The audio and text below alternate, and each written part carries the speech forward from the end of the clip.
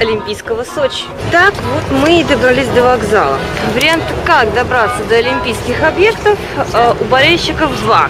Это может быть автобус, а может быть поезд «Ласточка». А вот и знаменитые «Ласточки». Очень удобные, симпатичные. Все пищит, разные важные сигналы. Вот тут маршрут следования и часы. Ехать нам до Олимпийского парка 50 минут.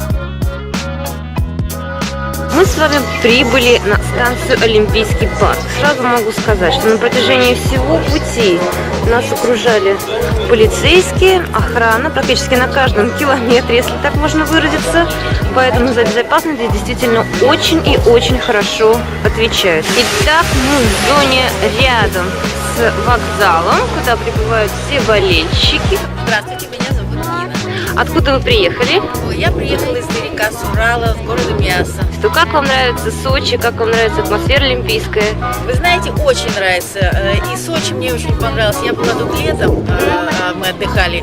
И вот по сравнению, что прошло после лета, за этот короткий период, то есть Сочи превратился в европейский город. А дух олимпийский у всех присутствует. Мне очень нравится атмосфера, все с улыбками. И чувствую гордость, вот как говорят по телевизору. Я это чувствую гордость вот за свою страну, за Россию. Посмотрите, какой вид открывается, когда поднимаешься ко всем олимпийским объектам. Ну какой наш праздник без пляски?